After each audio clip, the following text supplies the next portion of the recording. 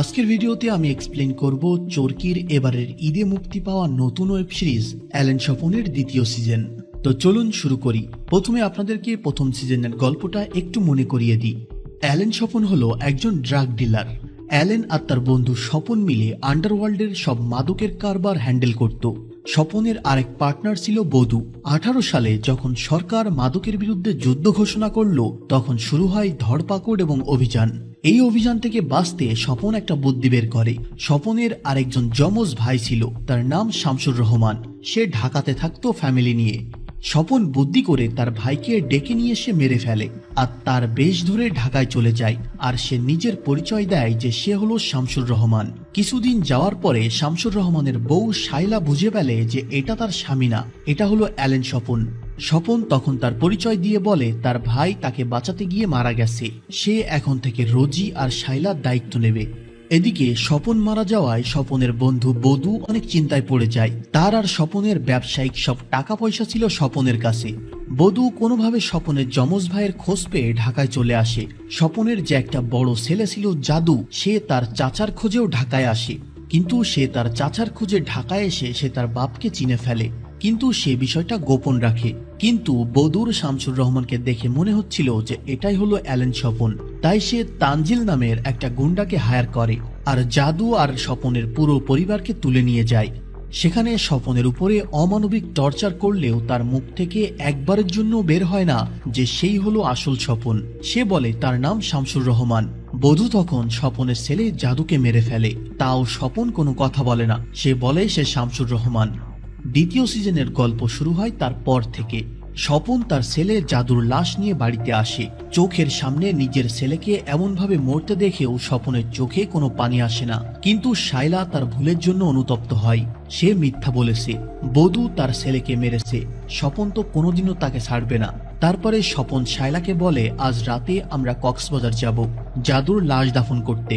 শাইলা যেতে না চাইলেও স্বপন বলে তুমি আমার সাথে যাবা, তাহলে আমাকে আর কেউ সন্দেহ করবে না।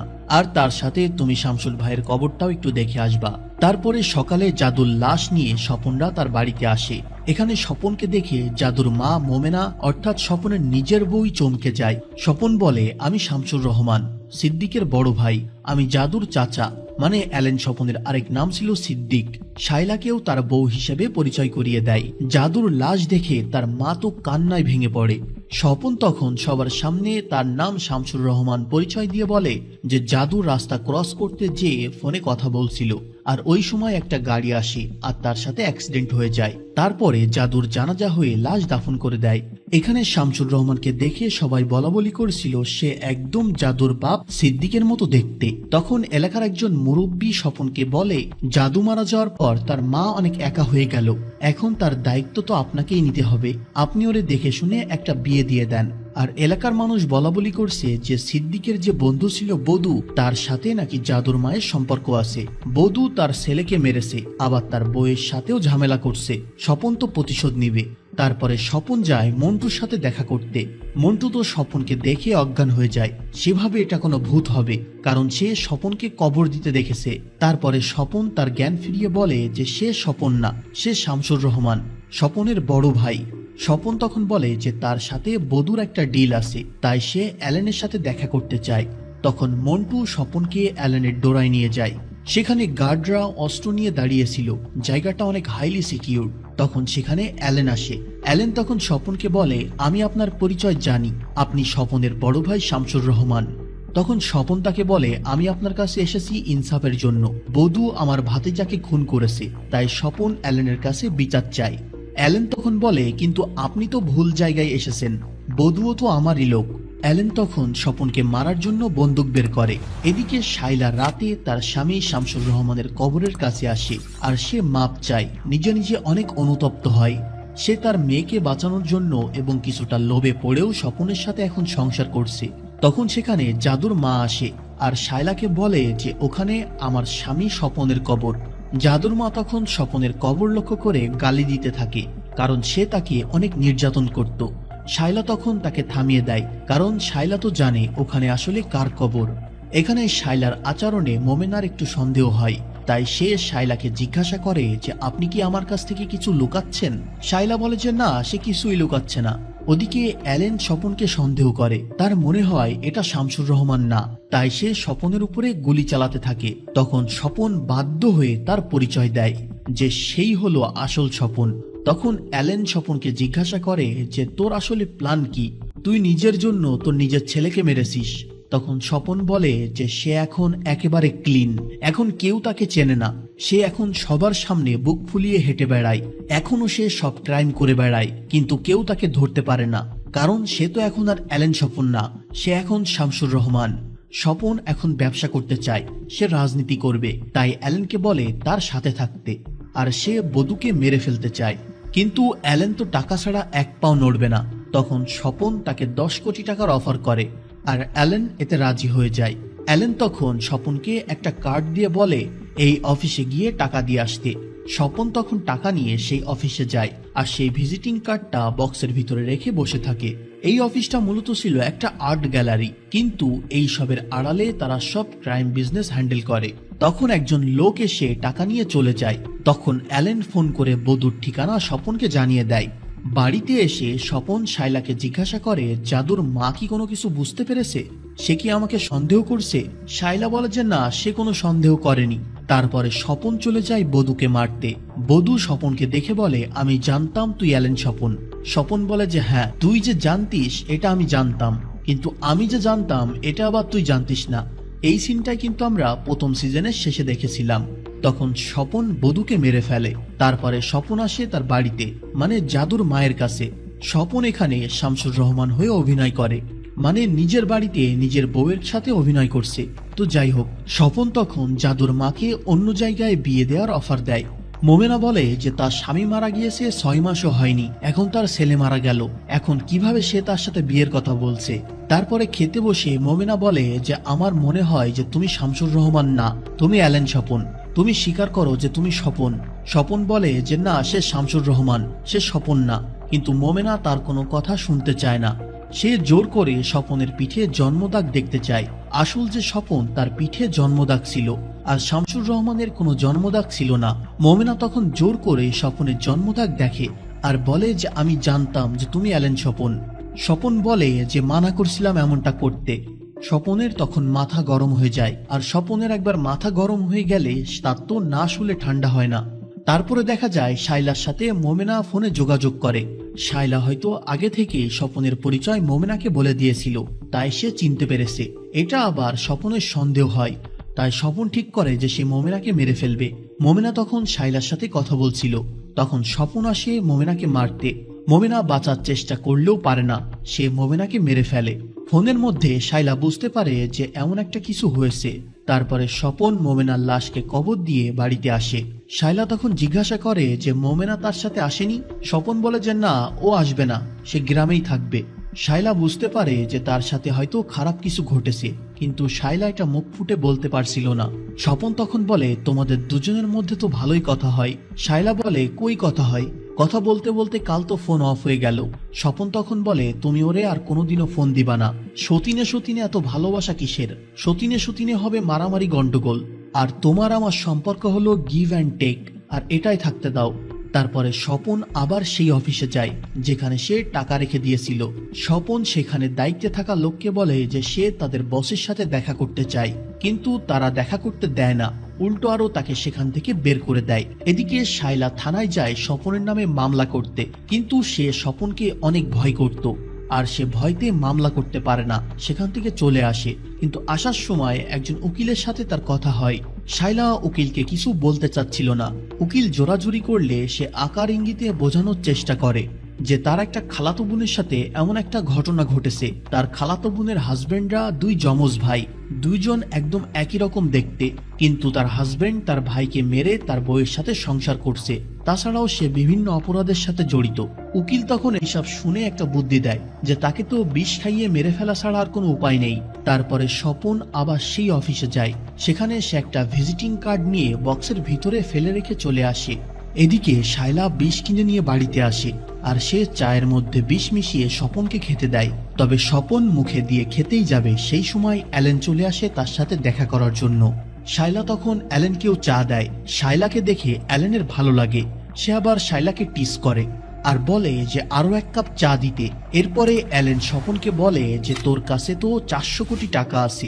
স্বপন স্বীকার করে না, বলে এত টাকা পেলে তো আমি ঢাকা শহরই কিনে নিতাম। অ্যালেন তখন বলে তাকে 100 কোটি টাকা দিতে। স্বপন বলে যে 100 কোটি টাকা সে কোথায় পাবে, তার কাছে কোনো টাকা নেই। অ্যালেন তখন বলে তুই যদি টাকা না দিস তাহলে আমি সবাইকে বলে দেব যে তুই হচ্ছিস আসল স্বপন। আর সাথে সাথে সে পুলিশকে ফোন দেয়, দিয়ে স্বপনের ব্যাপারে বলতে যাবে। স্বপন দেখে যে অবস্থা খারাপ, সে রাজি হয়ে যায়। তখন স্বপন উঠে যায় বিয়ার খেতে আর বলে আমি তোকে টাকা দিব, কিন্তু 20 বছর ধরে অল্প অল্প করে টাকা দিব, যাতে তুই আমাকে ব্ল্যাকমেইল না করতে পারিস। কথা বলতে বলতে স্বপন হুট করে বন্দুক বের করে অ্যালেনকে মারতে যায়, কিন্তু অ্যালেনের সাথে হাতাহাতি হলে স্বপনের হাত থেকে বন্দুক পড়ে যায় আর অ্যালেন তাকে গান পয়েন্ট করে। তখন শাইলা সেখানে চা নিয়ে চলে আসে আর অ্যালেন তার হাত থেকে চা নিয়ে 2-1 চুমুক দেয়। একটু পরে দেখা যায় অ্যালেন নিজেই মাটিতে পড়ে যায়। স্বপন তখন তাকে ধরে ফেলে আর অ্যালেনের মুখ থেকে গ্যাজা উঠে সে সেখানেই মারা যায়। স্বপন বুঝতে পারছিল না যে কি হলো। শাইলা তখন বলে 400 কোটির 50 কোটি আমাকে দিবা আর ঢাকা শহরে একটা বাড়ি কিনে দিবা, যেন সারা জীবন কোনো কাজকর্ম করা না লাগে। আসলে শাইলা চায়ের ভিতরে বিষ মিশিয়ে দিয়েছিল। সে টাকার কথা শুনেই বুঝতে পেরেছিল যে অ্যালেন তার কাছে টাকা নিতে এসেছে। তারপরে স্বপন গিয়ে লাশটা নদীতে ফেলে আসে।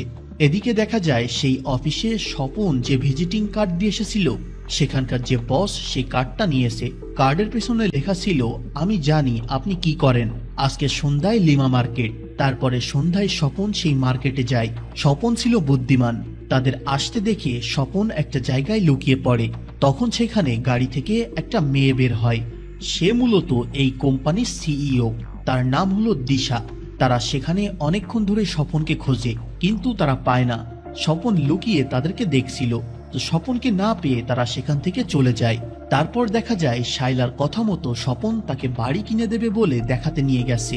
সেখানকার যে হেড ছিল আনিসুর রহমান, স্বপনদেরকে একটা বিল্ডিং দেখায় যেটার দাম 40 থেকে 42 কোটি মতো। স্বপন বলে যে সমস্যা নেই, পুরো টাকায় ক্যাশ দিয়ে দিব। আনিসুর রহমান বলে এত টাকা ক্যাশ দিবেন? আপনি অর্ধেক চেক দেন আর অর্ধেক ক্যাশ দেন, তাহলে আমার ভালো হবে। তারপরে স্বপন আবার সেই আর্ট গ্যালারিতে আসে। আজকে এসে সে বসেছিল, সে বসের সাথে দেখা না করে যাবে না। তখন একজন এসে স্বপনকে তাদের বস দিশার রুমে নিয়ে যায়। স্বপন তাকে বলে যে আমার ভাইয়ের কিছু কালো টাকা আছে, আমি সেগুলো সাদা করতে চাই। দিশা জিজ্ঞাসা করে যে কিসের টাকা। স্বপন তখন কাগজে লিখে দেয় যে 400 কোটি। তখন দিশা তাকে বলে যে আমরা এই সব বিজনেস করি না। স্বপন ভুল করছে। স্বপন বলে যে আমার মনে হচ্ছে আপনারা আমাকে বোকা বানাচ্ছেন। দিশা তখন স্বপনকে অপমান করে সেখান থেকে বের করে দেয়। সেখান থেকে ফিরে আসার সময় দেখা যায় স্বপনকে কারা যেন ফলো করছে। স্বপন বাড়িতে এসে দেখে শাইলার ভাই ইকবল এসেছে। শাইলা তো ইকবলকে খুব বকাঝকা করে, কারণ ইকবল তানজিলের সাথে হাত মিলিয়ে স্বপনকে ধরে নিয়ে অনেক মেরেছিল।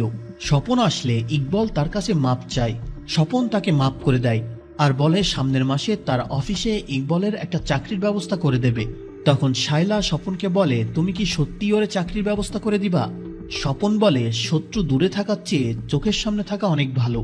পরের দিন সকালে স্বপন অফিসে যাওয়ার জন্য বের হলে একটা কালো গাড়িতে কয়েকজন লোক এসে তাকে তুলে নিয়ে যায়। তারা তুলে নিয়ে এসে স্বপনকে অনেক মারধর করে।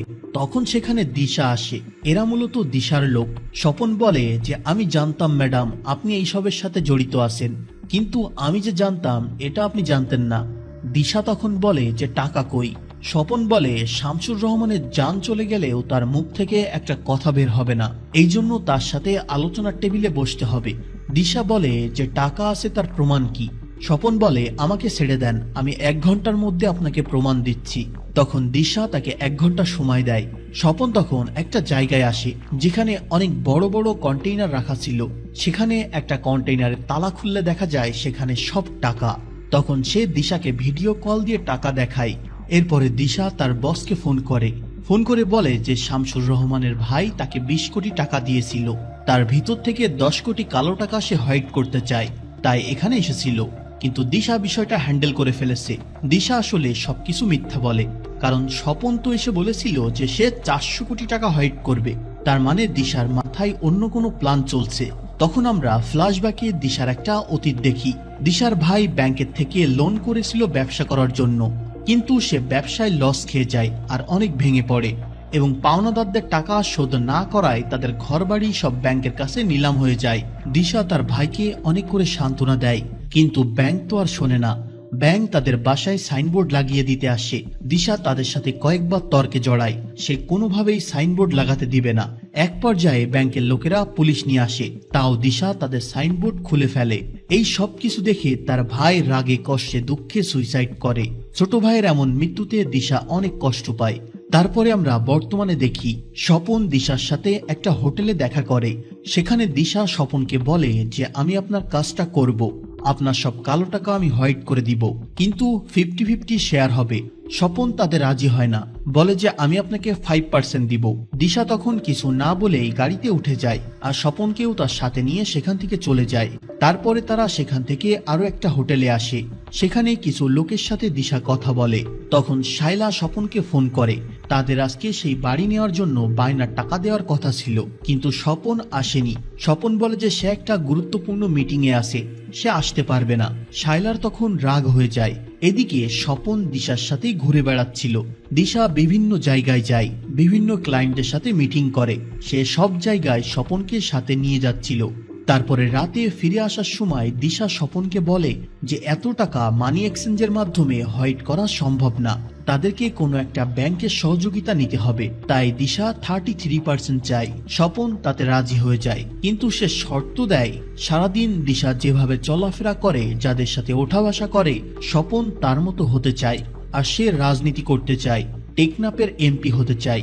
দিশা তার এই প্রস্তাবে রাজি হয়ে যায় যে তাকে সে সাহায্য করবে। এদিকে স্বপন শায়লাকে ইগনোর করায় তার রাগ হয়ে যায়।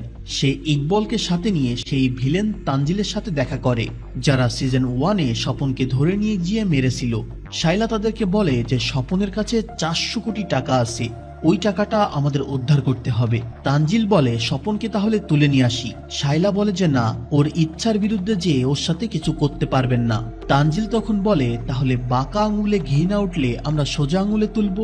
তারপরে স্বপন সেই প্রপার্টি অফিসে আসে আনিসুর রহমানের সাথে কথা বলার জন্য। সে এখানে আনিসুর রহমানকে ব্ল্যাকমেইল করে তার একটা গোপন ভিডিও দেখিয়ে, যেটা দেখে আনিসুর রহমানের চোখ তো কপালে উঠে যায়। সে অন্য একটা মেয়ের সাথে হোটেলে গিয়েছিল রুম ডেট করতে। এই ভিডিওটা দেখিয়ে স্বপন তাকে ব্ল্যাকমেইল করে বলে আপনি ব্যাংক অফ বেঙ্গলের বোর্ড অফ ডিরেক্টর থেকে পদত্যাগ করেন, কারণ ওই চেয়ারটা আমাদের লাগবে, আর বাড়িটা আমাকে অর্ধেক দামে দিয়ে দেন। আনিসুর রহমান তো তার কথায় রাজি হয় না। স্বপন বলে আপনার এই ভিডিও যদি আমি বাজারে ছেড়ে দিই তাহলে ওরাই আপনাকে সেখান থেকে বের করে দিবে, আরো আপনার বউ বাচ্চা আছে, কি একটা অবস্থা হবে বুঝতে পারছেন। আনিসুর রহমান তো একদম গ্যারাকলে পড়ে যায়, তার এখন আর কিছু করার নেই, সে বাধ্য হয়ে পদত্যাগ করে। এদিকে আনিসুর রহমান পদত্যাগ করায় দিশা তো বেজায় খুশি।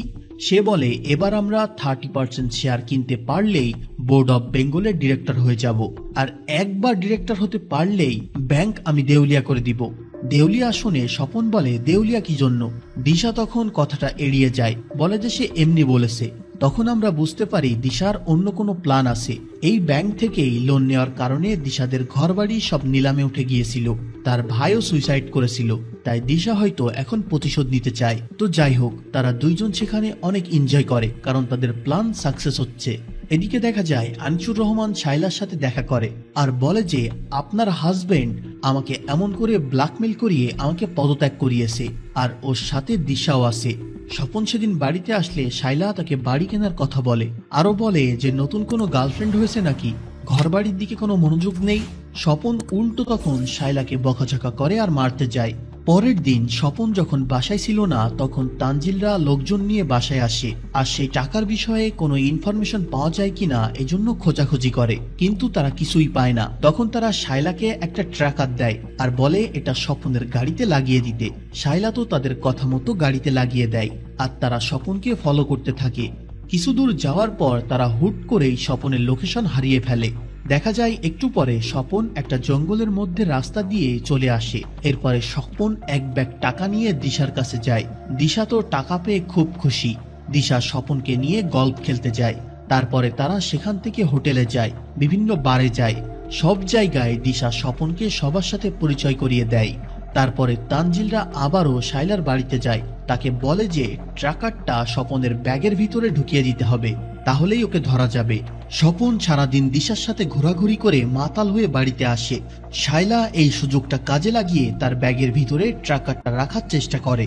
তারপরে তারা স্বপনকে আবার ফলো করতে থাকে। কিছু দূর যাওয়ার পর হুট করে গাড়ির সামনে একটা ইজি বাইক চলে আসে আর তারা স্বপনের লোকেশন হারিয়ে ফেলে। কিন্তু তারা এবার ড্রোন উড়িয়ে দেখার চেষ্টা করে যে স্বপন জঙ্গলের ভিতরে কি করে, কিন্তু কোথাও পায় না।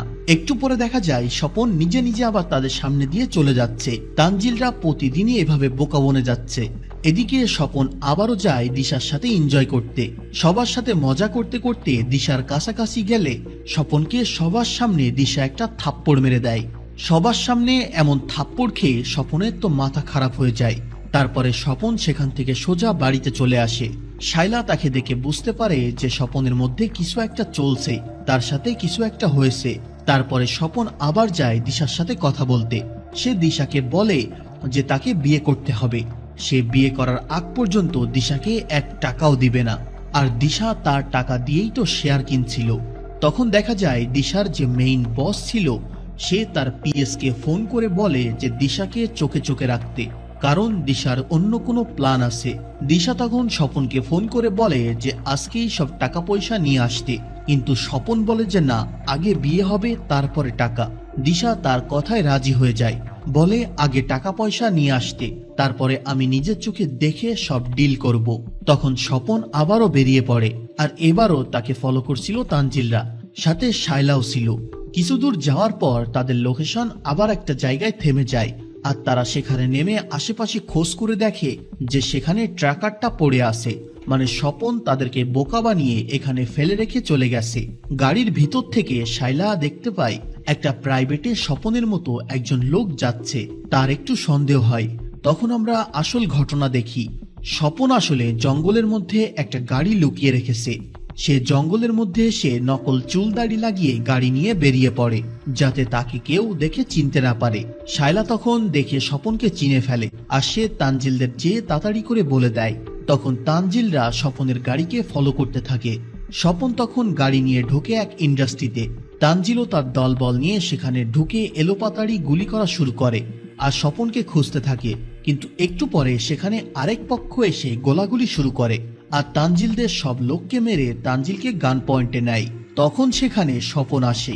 মূলত স্বপন তানজিলের যে ডান হাত ছিল তাকে টাকা পয়সা দিয়ে হাত করে ফেলেছে, আর তানজিল এখন স্বপনের কাছে ধরা পড়ে যায়।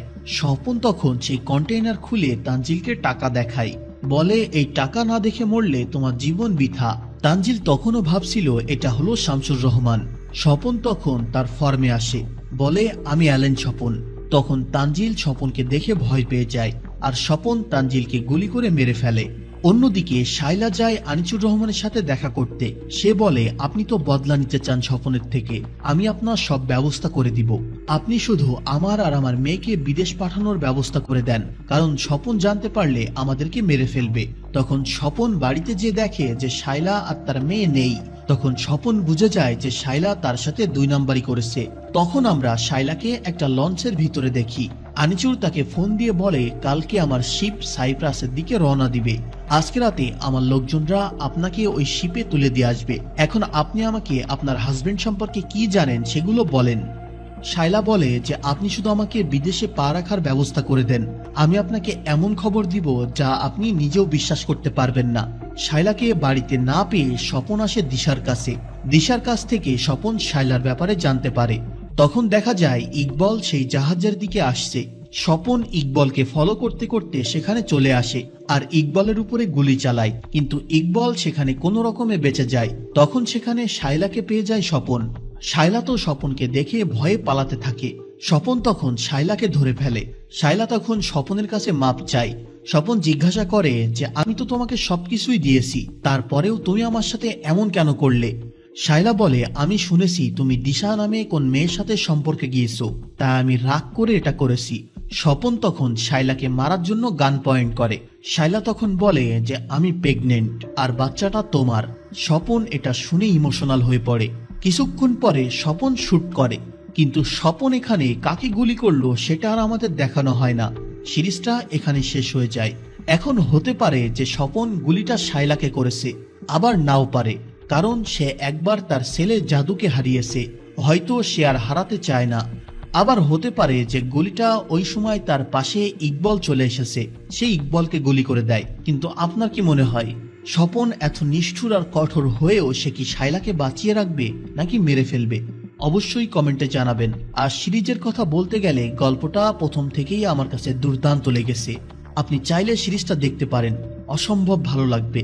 কিন্তু গল্পটা প্রথম থেকে যেভাবে এগোচ্ছিল শেষের দিকে এসে আমি একটু হতাশ হয়েছি, কারণ গল্পটা এখানে শেষ না করে আরেকটু সামনে এগোনো যেত, আরো একটু ইন্টারেস্টিং মোমেন্টে গল্পটা শেষ করা যেত। তবে সিজন 3-তে যে বড় ধামাকা আসছে তার বলার অপেক্ষা রাখে না। তো ভিডিও আপাতত এতটুকুই, কথা হবে এর পরের ভিডিওতে। চ্যানেলটি সাবস্ক্রাইব করে সাথে থাকেন।